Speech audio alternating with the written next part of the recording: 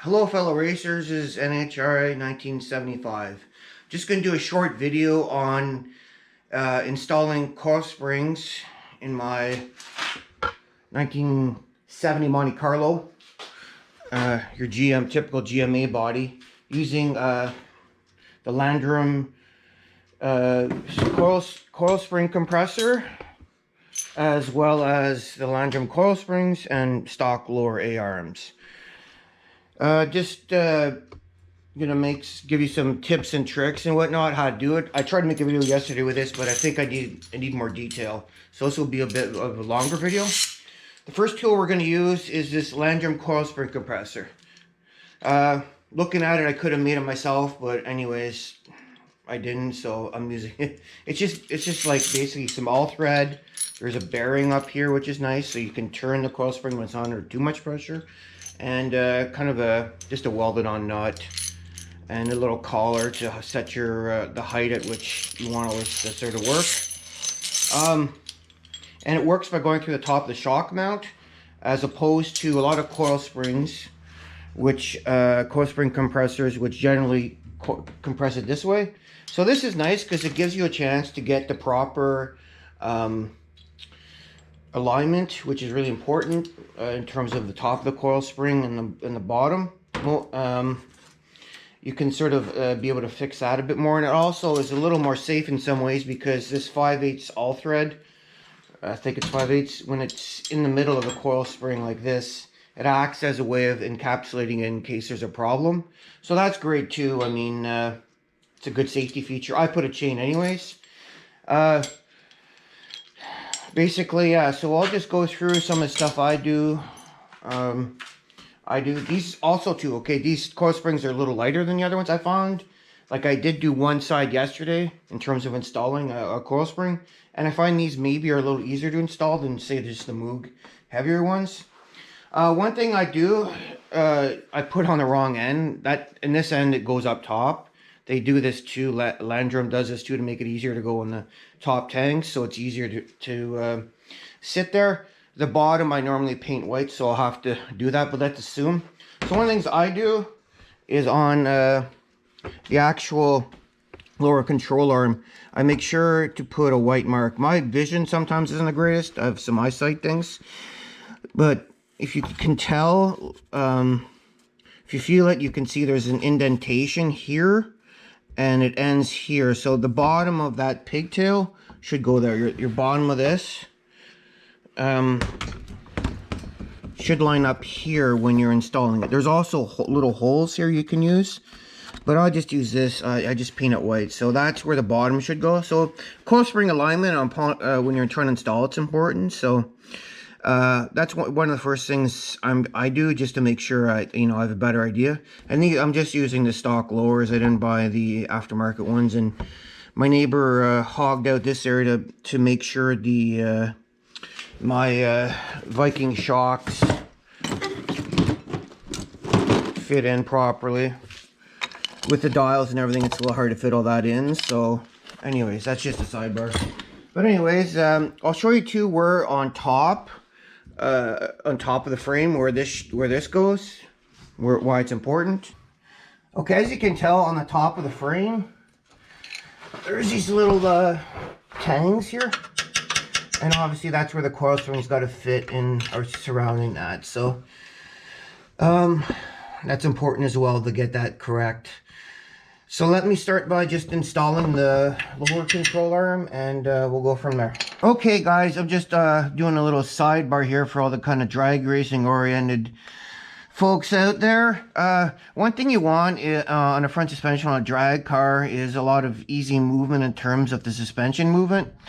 So what I do is I just nut and bolt these with that's a washer and a lock washer, and of course a nut, and I do it not really tight, and make sure that this lower control arm moves freely, so you get those incredible launches and wheel stands. And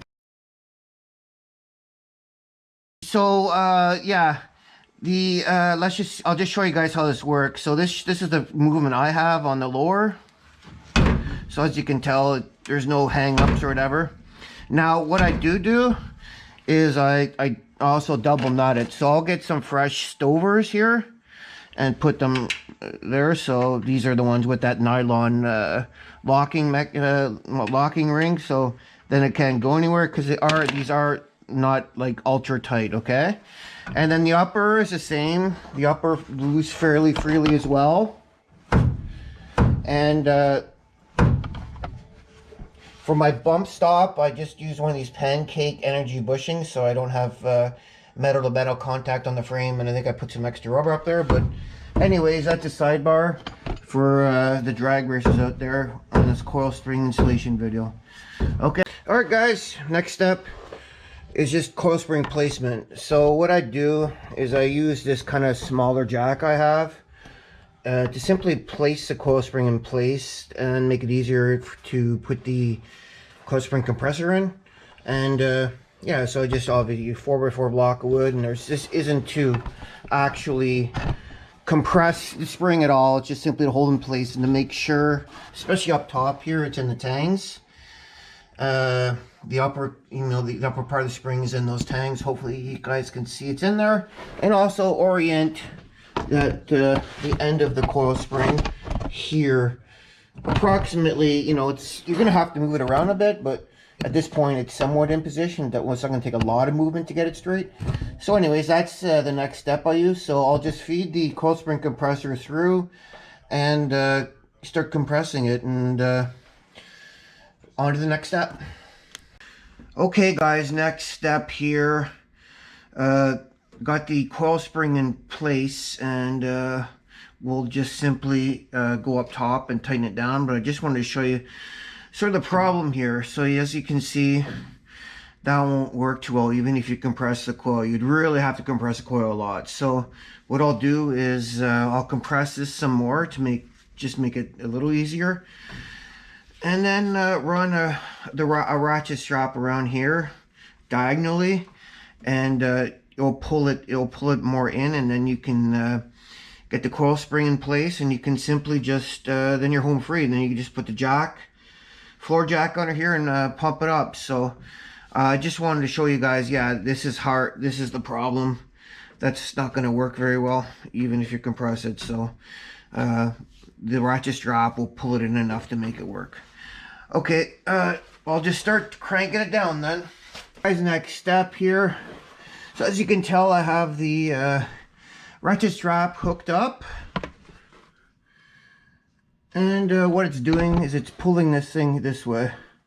So as you can tell, it's starting to get closer. So I'll have to compress this a bit more, but once I can get it in the pocket, this bottom spring in the pocket here, I can use the floor jack and finish her off.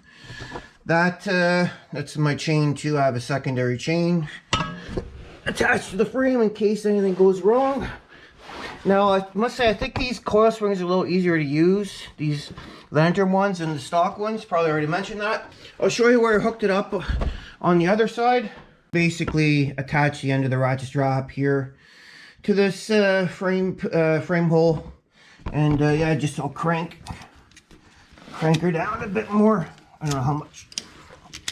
Yeah, I have to keep cranking some more, and also compress, but this worked on the other side, so that's how I'm going to do it. And the next shot will hopefully be it's seated home. The coil spring's in its position and everything. Okay, guys, so I got the jack to push the coil spring into place, and that's really it. I mean, let me get the light on this a bit.